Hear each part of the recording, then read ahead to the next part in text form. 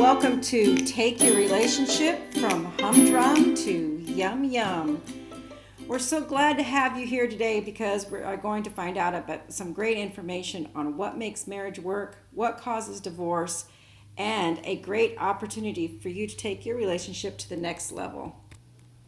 Now I'd like to introduce ourselves to you. I'm Kim. And I'm Bob. And we are your Sailing Happily Ever After coaches. And you can trust us because we've trained with the Relationship Coaching Institute, RCI. And I trained as a master coach, and I've been with them for about 6 years.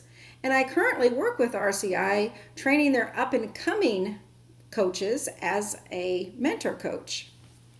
We've also trained through the Gottman Institute. The Gottman Institute is where we learn to teach this program, the 7 Principles program. It is an educational, simple to learn, and we're going to show you how you can best benefit from this program later in this webinar. Great. But before we go on, we've introduced ourselves to you. Now we'd like to have you give us just a little bit of feedback. So in the chat portion here of the webinar, if you could just type something in, anything at all, just your name, where you're from, just hello. Thank you. It's so good to see all of you. Welcome. We'd also like to tell you a little bit about our organization, Sailing Happily Ever After. Sailing Happily Ever After is a nonprofit organization, and our mission is dedicated to the success of relationships and marriage by providing couples an enjoyable alternative to counseling in an environment that fosters intimacy and teamwork. I mess up on that word every time. So intimacy and teamwork. We really feel it's really important for couples to learn in an environment that's fun and relaxing and outside of that counseling atmosphere where they can just learn and have fun all at the same time. So the program that we're going to be talking about today is the Gottman 7 Principles program. And this is what we're going to talk to you about tonight and how to make your marriage go from ho-hum or humdrum to yum-yum. Okay, Bob, so why don't you tell us a little bit about Dr. Gottman? Well, back in the mid-70s, Dr. John Gottman began what would affectionately become known as the Love Lab. This was an apartment at the University of Washington in Seattle, and it was set up like a bed and breakfast where volunteer couples would spend about 24 hours going about their normal daily routine. Normal, that is, save the Holter monitors, the 3 video cameras bolted to the walls, and the cadre of researchers behind the 2-way mirrors. Now, this research has gone on for some 4 decades now, and they have studied more than 3,000 couples. Now, this long-term, in-depth research has allowed Dr. Gottman to predict, with an average of 91% accuracy. Wow. Which couples would succeed and which would fail. Moreover, Dr. Gottman and his team were able to make this determination within, you ready? Yep. 15 minutes. Wow. Simply by watching how the couples interacted during conflict. And this was conflict that Dr. Gottman essentially asked them to engage in. He wanted to see how they interacted with one another during a discussion of something that was a real issue at home, and how did they deal with it. And going through all of this, he was able to see just what worked, what didn't work, and separate the masters from the disasters. Right. He actually calls them the masters and the disasters through his program. Now, Bob, as an engineer, I know that this research has been really kind of interesting for you, and why so much in particular?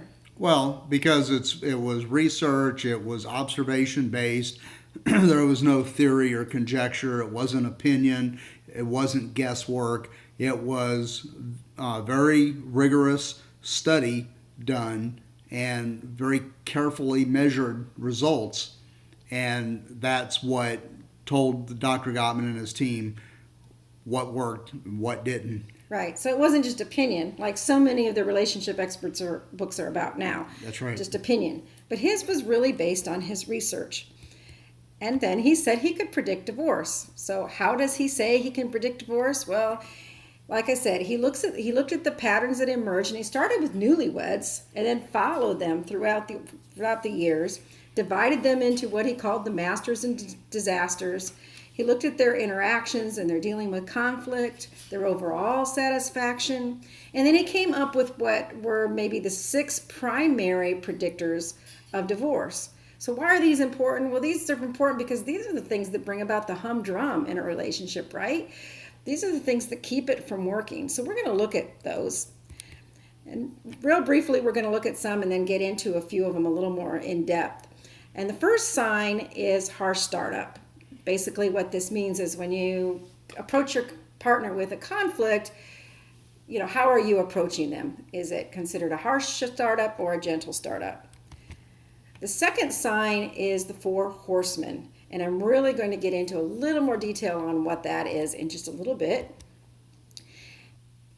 And the third sign is flooding. And flooding is when one partner has just overwhelmed the other partner, causing the other partner to shut down. The fourth sign is body language. And the fifth sign is failed repair attempts. Now, this one's really important, because this is what most distinguishes dissatisfied couples from happy couples. So John Gottman said that happy couples are really good at de-escalating conflicts and making repairs. And he calls this the secret weapon of a happy couple. Now, what couples normally do, or the masters, what they were doing is in the middle of a conflict when things were starting to get intense, one partner would have the frame of mind or just naturally had the sense of humor to kind of do something that de-escalated the conflict and brought it back down to a level where it could be worked on. Like sticking their tongue out? Yeah, like sticking their tongue out, making a joke. A funny face. Funny face. One of the examples that Gottman gives is he was watching a couple in the Love Lab, and in the middle of an argument, the husband looks at the wife all of a sudden and says, those are really nice shoes you have. And she said, well, thank you. They really didn't cost very much. And he said, well, they're really nice. Are you going to wear them to the party next Friday? She said, well, yeah, I think I will. And it just stopped the conflict. And now, it didn't mean the problem was over. It merely brought the conflict down to a manageable level to where they could talk about it rather than argue about it. Right. So this really truly is the secret weapon of a happy couple. And then last but not least is our 6th sign, bad memories and rewriting the past. Now, Gottman often asks his couples to go back and describe the beginning of their relationship. Now, the masters could do it with fondness and the disasters could not. So if you can't even remember the good from the beginning when you were so-called in love, then there are definitely some issues there in your relationship. So, as you remember before, we talked about going back to the 4 horsemen. Now, not all negative statements are equally corrosive. Some are more damaging than others. And those that most predict the demise of the relationship are what Gottman calls the 4 horsemen of the apocalypse of relationships.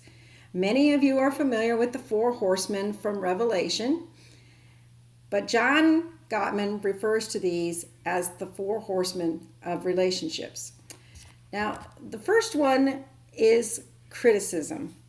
Now, criticism is labeling someone and making it about their character rather than about the behavior that you would like them to change. So it's okay to have a complaint. It's okay to have a request for your partner, but we don't want to do it with criticism. And one way that we could do that would be, instead of saying, please put your mug in the dishwasher when you're finished, you would say something like, you're so lazy. You always leave your mug out. So here you're saying that it's not the behavior that's the issue. You're making it about the character of the person. You're calling them lazy. And one of the things that you also want to be careful of is using terms like always and never. because very, very rarely is anything always or never. Right. So the antidote to criticism then is to use a gentle startup and make sure that it's not about the character of the person. So there's not any judgment or opinion in there, but you're just stating what it is that you would like to be done or to have change. And two, then, when someone feels criticized, it also brings on the second horseman, which is defensiveness. So a lot of times when someone feels criticized or they feel attacked, the first thing that they want to do is go, oh, well, yeah, what about you? And the second way that people use defensiveness is when they're being defensive as the innocent victim, right? So they're making statements like, you're always picking on me, and nothing I ever do is good enough. And some people are really good about putting them both together with, nothing I ever do is good enough. You don't do it either. And in reality, what the defensive person is doing is avoiding taking responsibility. So if we can just make sure we take responsibility in conflict, we're going to avoid defensiveness. Just think about when your partner tells you something that they want changed or they want to be different. Maybe they do have a point there. Maybe I should put my mug away more often. And then you're not becoming defensive and escalating the argument. Now, the next of the four horsemen is contempt. And contempt is when you put yourself in a higher place or in a position of superiority. You take on the attitude that I'm okay, you're not. Or as far as I can tell, I'm pretty much perfect. But you, on the other hand, are defective and we need to fix you. Now, Dr. Gottman calls this the sulfuric acid of relationships. And it includes any form of putting your partner down. Name calling, swearing, belittling, mocking, eye rolling. Oh boy, I've done that eye rolling a few times. Hey, I think we've all done all of it. And it all comes down to contempt. And it's not good. Now, of course, contempt doesn't develop in a relationship overnight. But as soon as that horseman shows up, we need to get rid of it. Now, the fourth horseman is stonewalling. And stonewalling is what happens when one partner tunes the other one out. And you remember a little bit ago, Kim talked about flooding. Flooding is when the partner that has the complaint overwhelms the other one, and that person just shuts down completely. They tune out the partner with the complaint. Now, 85% of men, or 85% of the stonewallers, rather, are men. And he's trying to avoid a fight. But what he's actually doing is avoiding the relationship. And what happens is there's a pretty significant rise in the heartbeat. And what he's really trying to do is diffuse the situation and calm down. But he looks disagreeable. He disengages. He may look down or look away. Play with his phone or some other device. He might even watch the TV, but he'll be completely disengaged from what's going on. His partner then will escalate and get even more angry, and when she sees that the 10-pound cannonball is not working, she'll break out the 20-pounder. Right, because she's just so frustrated. But this is also just as equally destructive to a relationship. So what does this all look like in an argument? Would y'all like to see Bob and I demonstrate an argument for you that shows all of the four horsemen in action at once? Sure, why not? Yeah, let's do it. Okay, so here we go. Bob, I just really need you to help me when you get home in the evening. And the way I see it, you're just too selfish to even care about what I want. Well, I care. I just, when I get home from work, I just need to unwind a little bit. Just give me 15 minutes and I'll be okay. You think 15 minutes is going to be the cure-all to everything? Well, no, I don't think it's the cure-all, but hey, I know. just put a note on the fridge with a list of things that you'd like me to do. And then as I go through, I can just check them off.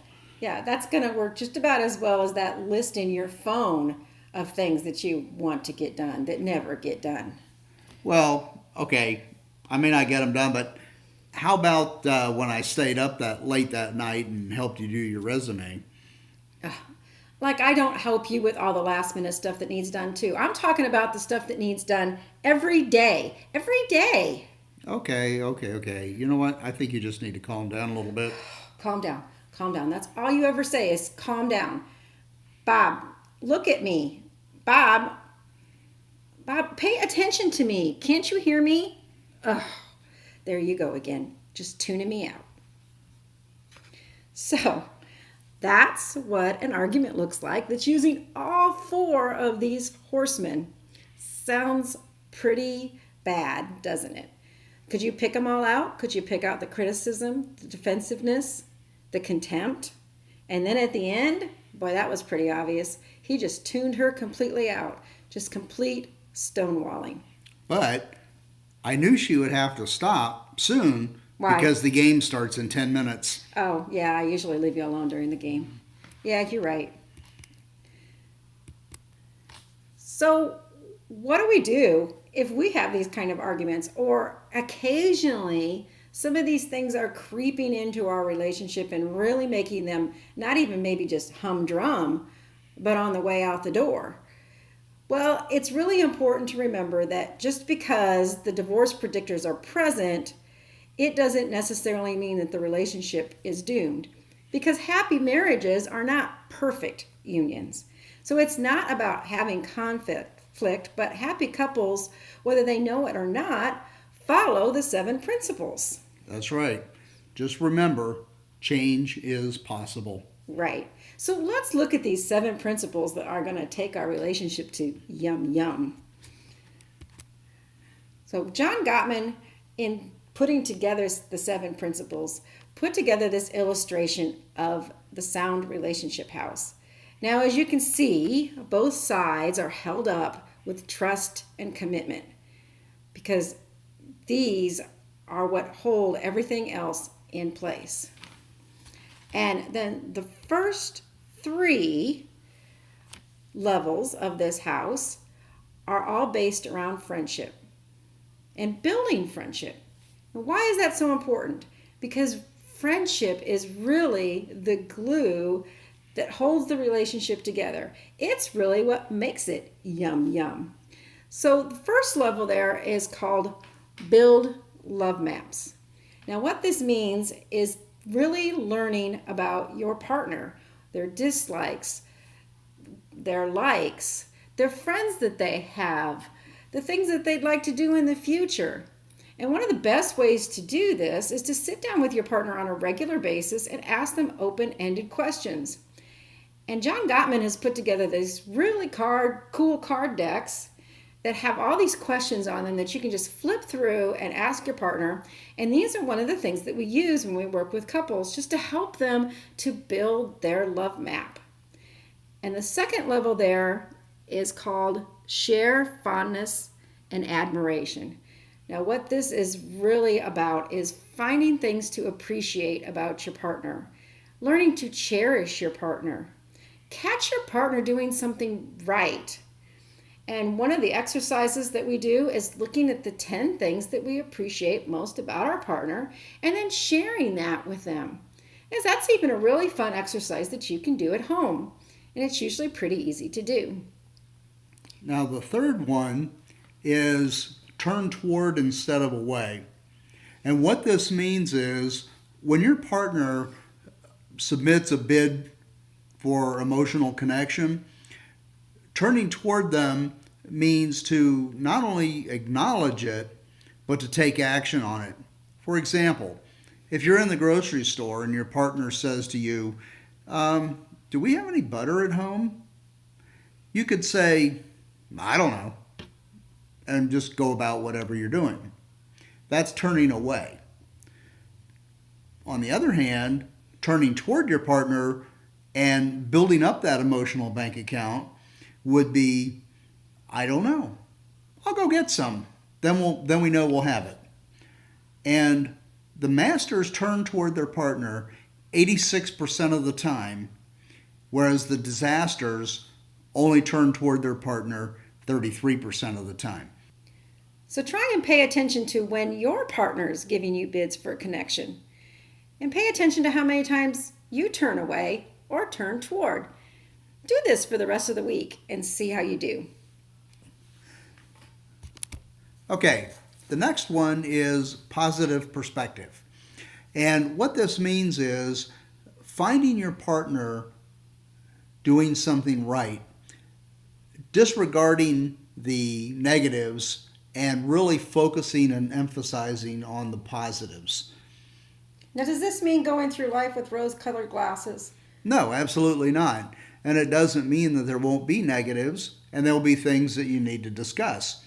But as long as you're focused on the positive, more positive things will show up, and you'll have much more harmony in your marriage. Right. And I really liked the study that Gottman talks about. It wasn't one that he did, but another one that he knew of, where they took couples and they taught them and told them how to look for the positive things. Mm-hmm. And then they had another observer keeping track of the positive things. And what they found was that couples that were more negative missed 50% of the positive things that their partner did. But the people that were positive caught everything that the observer caught. So really, in reality, the positive things are there, just the negative people don't necessarily see them. Right, and that's because they're so focused on the negative that they don't see the positive. Right. The next level here is managing conflict. And the first thing in managing conflict is letting your partner influence you. Now, this is really important, particularly for us men, because we're sort of genetically predispositioned to take the lead, and oftentimes we don't allow our partners to influence us. And this is really important for the health of the relationship, to allow our partners to have input into what's going on, have a say, and influence us. That's really important when you're working together as a team. Absolutely. It is crucial to the success. Then what's also really important about managing conflict is what John Gottman calls in his principle number 5, solving your solvable problems. Now he distinguishes there's a difference between solvable problems and unsolvable problems. So don't fret, everyone has unsolvable problems. These usually come from personality differences. If one person's an introvert and the other person's an extrovert, they're going to argue over some of the things that attracted them to their partner in the beginning, such as, why are you so quiet? Why won't you talk to me? Why do you have so many friends over? These are the kind of things that will continue and perpetually argue about throughout the relationship. In fact, John found that couples that he brought back 6 years later were arguing about the same things they were arguing about 6 years before. But there are solvable problems, and solvable problems usually come from things that are just circumstantial, such as, your husband's been really stressed lately, and so he's been forgetting to take out the trash. So you solve that by deciding to, put a reminder up for him so he remembers to take out the trash. Maybe a note on the refrigerator. Maybe. Or take it out yourself. Or take it out yourself. So you solve that problem in the moment. So one of the big things about managing conflict is to really notice what are the solvable problems, what are the unsolvable problems, solve the solvable problems, learn to cope and deal with the unsolvable problems, and see them for what they are. Yet some couples still become gridlocked, which is principle number 6, overcoming gridlock. And a lot of times they feel like in order to have peace in the relationship, they really have to give up something of value, something that really means something to them. And there's usually a hidden agenda in this conflict, which takes us to the next level, which is making life dreams come true. Make life dreams come true. And this goes along with Gottman's Dreams with Conflict exercise, where he realizes that a lot of times when there's gridlock, there's a dream within the conflict. There's a dream that the partner has, or a dream that both partners have, that are at opposites, or that they're not agreeing with each other. And if you can get to the dream that your partner has and you can see it for what it means to them and the value that it has, many times this will help undo the gridlock just by looking at what's valuable and meaningful to your partner. And then the very top level, which is probably one of my favorites, is called Create Shared Meaning. Now this would include a lot of rituals or shared goals, and maybe even, I don't know, dreaming about going sailing on a sailboat together. That could be definitely one. Something that you're working toward together, something that means something to both of you. And it can be the little things in life, like little rituals, such as when we were on the boat, Bob and I always made sure that we shared a kiss at sunset. Everything stopped when the sun was setting when we were on the boat. And I got my kiss.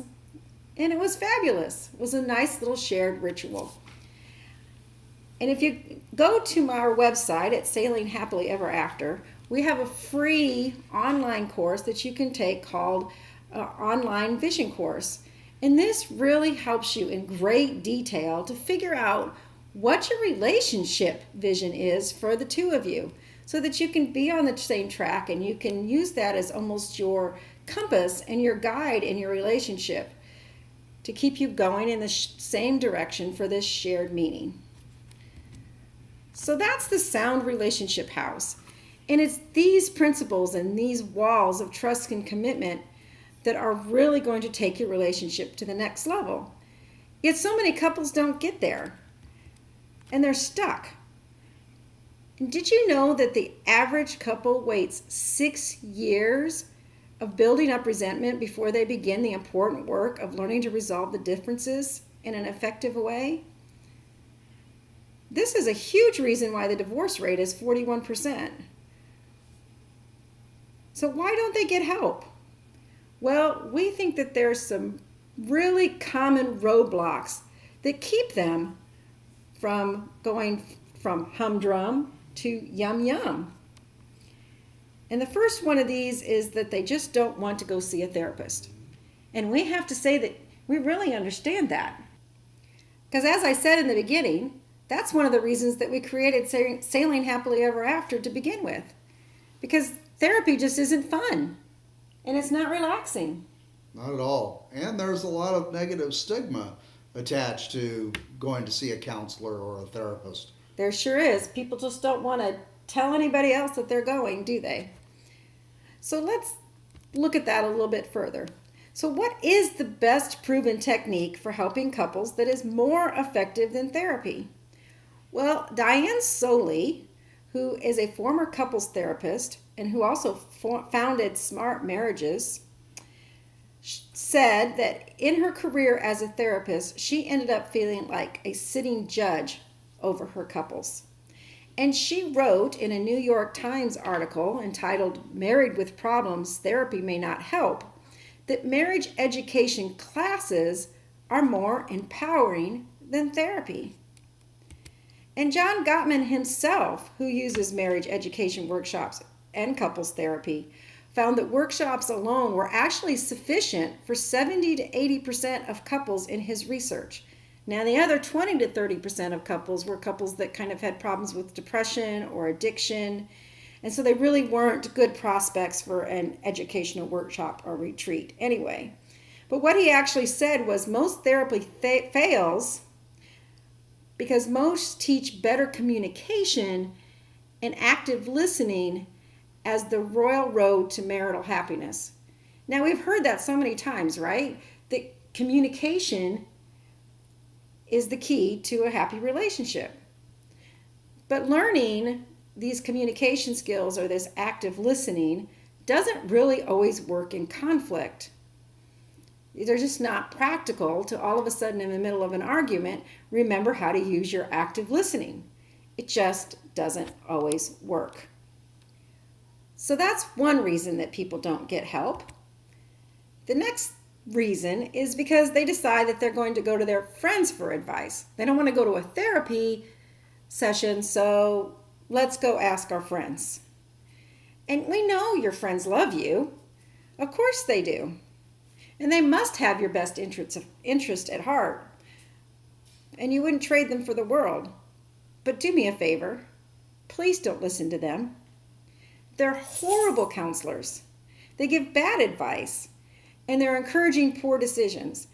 And let's face it, they run in the same circles. They do the same things that we'd have. They have the same interests. So it just makes sense that they're going to have the same struggles and the same weaknesses and the same blind spots. So this is really why they're not the place to go for advice. And the third thing that we hear from people is, I don't need a marriage class. I have a good marriage. Well, does that mean that we don't need marriage education? Don't we all know a couple that seemed like they were perfect for each other and then we hear they're getting a divorce? What happened? Was it a sham from the beginning? Probably not. They just fell into a trap of not taking care of their marriage every day. They thought it was going so well that they didn't need to learn the little things and the skills that could save their marriage when it got boring or tough. It would kind of be like not watering your plant because it looks good. So you have a good marriage. So what's next? Couples don't realize that with the right tools, a relationship can get to the next level. That yum yum level, right? So if I could ask you what could make your relationship better, what would your answer be? What would your partner's answer be? Do you know? And the next one is, I can just read a good relationship book. Well, that's a good start. And we recommend the 7 principles for making marriage work. Now, most of us have all gone out and we've gotten self-help books. Some of us have actually even read them. We have worked with many clients that have read all kinds of books, but most of them don't know how to apply the information that's in those books. We've picked up a book, oftentimes, read it, but are at a complete loss of how to apply it on a day-to-day basis. And the exercises that are in those books, which are really the most important part, we probably won't be able to effectively apply them and use them with our partner, if we even did them at all. Now, we may do some of those exercises, but if you're like most of our clients, you didn't do them right, and they ended up causing even more conflict than when you started. Right. So when we work with clients, we actually demonstrate, kind of like we demonstrated our little argument, on the wrong way to do the exercises and the right way to do the exercises. It's actually kind of fun. Now, the next one is, we can't afford to get help. Okay, we hear that a lot, and we really want to challenge you on this. What will it cost if things don't go well in your marriage? If you're engaged, think how much you're spending on the wedding. And for couples that have been married for years, think of all of the things that you've accumulated over that time, the vacations that you've taken, and all the money that you've spent. And what have you got? I can tell you that with great certainty, what we have to offer you will cost less than a moderate wedding cake. So what if you could attend a 7 principles couples workshop that's not therapy, and it's designed by one of the most renowned and respected marriage experts today? And really why it's not therapy is because we're not even going to ask you to share anything. When we give you exercises to do, you're just going to do them on your own after we've showed you how. You're also going to learn some really practical skills and strategies that can take a struggling marriage and provide it with the tools to make it good, or take a good marriage and make it even stronger so that it can actually make it through any unforeseen storm or circumstance. And then we're going to provide you with an easy way for you to continue to do this when you get home with what Gottman calls the magical 6 hours a week. And you could forever improve your relationship. And guess what? You get to learn from some trained professionals. not just by asking your friends, right? So there we are again. And we are your trained and trusted Gottman 7 Principles educators. And we're going to show you the right way and the wrong way to do this. We're also going to provide you with ongoing support. So we don't believe in just teaching you something and then just sending you off on your way. We have several ways that we can continue to support you. So the great couples workshop that we have coming up, of course, is the Gottman 7 Principles program. And we're going to be doing this in Tampa, Florida on July 16th and 17th. So mark your calendars. And you're going to get materials included in that program, which is going to include a 7 Principles book and 2 companion workbooks so that you and your partner each have your own copy. And all this for only $3.99 a couple. I told you it was less than a wedding cake. But wait, there's more. There's more? Yes. Wow. So register before July 1st, and it's only $3.49 a couple, so that's $50 off plus all of these bonuses. So what you're going to get is not only the book and the 2 companion workbooks, but you're going to get the DVD by John Gottman called How to Make Relationships Work. You're going to get the 2 sets of love map cards, which we talked about earlier, that have the open-ended questions that you can ask your partner so that you can build that friendship. And you're also going to get 5 relationship guides. These are guides that will help you on just particular topics. There's aftermath of a fight, small things often, 4 horsemen, relaxation, and how to be a great listener. Again, this is just $3.49 per couple if you register before July 1st. And in staying with our theme of being fun and relaxing, we're holding this at the DoubleTree Suites in Tampa Bay. This hotel overlooks the water. It's beautiful. You'll have all kinds of wonderful, great places to go do your exercises. The pool is actually right on the water, and it's just minutes from the beach. It's minutes from shopping, so you might even want to stay an extra day or 2 and really take advantage of the amenities in the area. So we're only taking 10 couples this time, so register today, register early, because we really would not want you to miss out on this. We're going to have a ton of fun, and we're really going to take your relationship from humdrum to yum yum in just one weekend. So how do we register? Just go to sailinghappilyeverafter.com/workshop, and you're going to be able to register there. So if you do not get in on the first 10 couples, we would really encourage you to visit our website, get to know us better, and contact us so that we can support you through coaching or an upcoming program that we will be having. But for now, we're going to go ahead and go into a Q&A session. So if there's any questions that you have, go ahead and type them into the chat box, and we will answer any questions that you have about this program, any other questions that you have about your relationship or about what we do. So feel free to type in any of your questions, and we'll go ahead and start answering them now.